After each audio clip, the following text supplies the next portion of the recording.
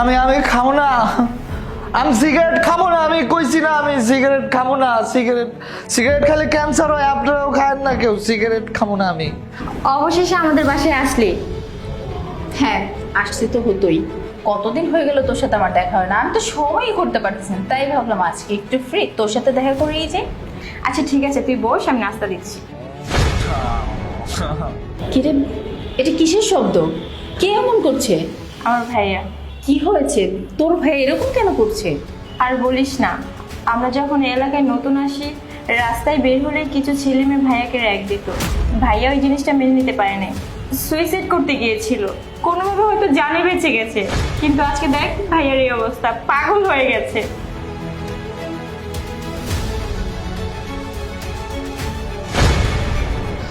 Cigarette cigarette কি মিষ্টি? তাহলে আমি খাবো, সিগারেট খাবো। আমার দেখেন আমি অন সিগারেট খাবো, সিগারেট দে, আমি সিগারেট খাবো কইছি না, সিগারেট দেয় না কে আমার। কি রে, ভাল লাগতেছে না তো? আজকে তো কোনো মুরগিই দেখতেছি না। ও আচ্ছা, আরে দাঁড়া দাঁড়া, কালকে যে আমরা যে পোলাটা র্যাক দিছিলাম না, ওই পোলাটা আবার আইবো ওই রাস্তা দিয়া। দোস্ত দেখ দেখ, কইতে না কইতে চলে আসতেছে। এই হুন, খারা ওরা ডাক দি, এখানে লয়ে।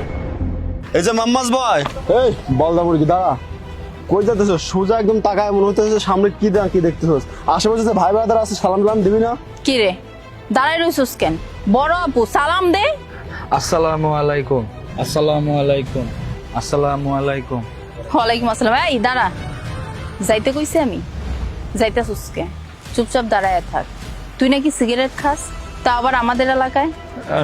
না, আমি খালি দুধ খাই, গরুর দুধ খাই, আমি সিগারেট খাই না। কারণ সিগারেট খাইলে ক্ষতি হয়, কারণ ধূমপান স্বাস্থ্যের জন্য ক্ষতিকর। স্মোকিং ক্যান কজেস ক্যান্সার, প্যাকেটেই তো লেখা থাকে। আপনারাও খায়েন না। কি রে, তুই আমগরে জ্ঞান দিতেছস? আমরা কি 1 2 এ পড়ি তোর মতো যে আমগরে জ্ঞান দিলে আমরা তোর জ্ঞান লয়ে চলবো? শোন, তোর সিগারেট খাওয়াই লাগবো, আমরা তোরে সিগারেট খাওয়াবো, আর তারপর তোর ক্যান্সার হইব, তুই মরে যাবি। না না, আমি সিগারেট খাবো না। আমি তো আপনাদেরকে বললামই সিগারেট খাওয়া ক্ষতিকর। আর আপনারা সবসময় আমার সাথে কেন এরকম করেন? আমি তো আপনাদের সাথে কোনো খারাপ কিছু করি নাই।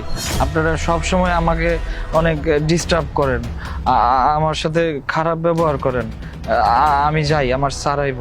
দাঁড়া, তোর তো সাহস কম না, তুই আবার আমাকে মুখে মুখে তর্ক করতেছস। তোর বড় ভাই ব্রাদার লাগে, আমরা সম্মান দেয় কথা কইবি। দেখেন, আপনারা যেটা করতেছেন এটা কিন্তু র্যাক বলে বইয়ের ভাষায়।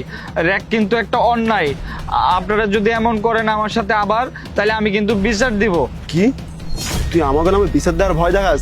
এই শোন, তোর মতন না হাজার হাজার পোলাগো আমরা প্রতিদিন র্যাগিং দিই, আর তুই কিনা আমাকে বিচার দেওয়ার ভয় দেখাস? এই এলাকা আমাকে, বুঝছো, ছোট থেকে এই এলাকায় বড় হয়েছি। সো এইসব ভয় আমাকে দেখাস না। আর তুই কার কাছে বিচার দিবি? হ্যাঁ, তুই যার কাছে বিচার দিতে যাবি সে দেখবি যে আমাকে পরিচিত হয়, ওর বাপ লাগে, লাইনে ওর চাচা লাগে, নাইলে আমার খালু লাগে। তুই কার কাছে বিচার দিবি? তাই না দোস্ত? ভাবছিলাম তোরে আমরা সাইডা দিমু, কিন্তু এত সহজে তো তোরে আমরা ছাড়বো না। তুই আমগরে আমি বিচার দিবি? তোর সাহস দেখে তো আমরা অবাক হইতাছি। তোর মনে আছে রাব্বি পোলাডারে কেমনে আমরা র্যাক দিছিলাম? আমগুলোকে সামান্য একটু বেদবি করছিল, ওর লগে সেম কাজটা করা দরকার। ওরে বালুর মাঠে নিয়ে ওর প্যান্টটা খুলে, শার্টটা খুলে, একদম সব ড্রেস খুলে ফেলা দরকার। তখন হ্যাঁ বুঝবো আমগুলোকে ভাব নিয়ে কথা কইলে কেমন লাগে। আর এমন ভাবে ওর ছবি তুলবি, পুরা মিডিয়াতে পুরা ভাইরাল করে দিবি। দোস্ত তুই কিন্তু এটা একদম সত্যি কথা কইছিস, আর এটা ঠিক কথা কইছিস। ওর লগে এটাই করুম, তাইলে এটা করার পরে ভিডিও করে এটা ফেসবুকে ভাইরাল করে দিবি। তখন ওর শিক্ষা হবে জন্মের শিক্ষা। বড় ভাই ভাইদের সাথে তর্ক করার পরিণাম কি বোঝাই দেবো। তাকাই রইছস কেন? খেজুরে আলাপ শুনতাছস? ধর ওরে। আমার ভুল হয়েছে, মাফ করে দেন আমারে।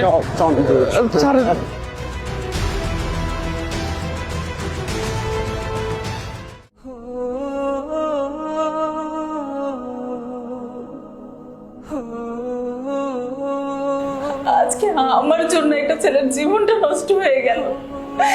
আমি একটা ছেলের সুন্দর জীবনটা নিজ হাতে নষ্ট করে দিলাম।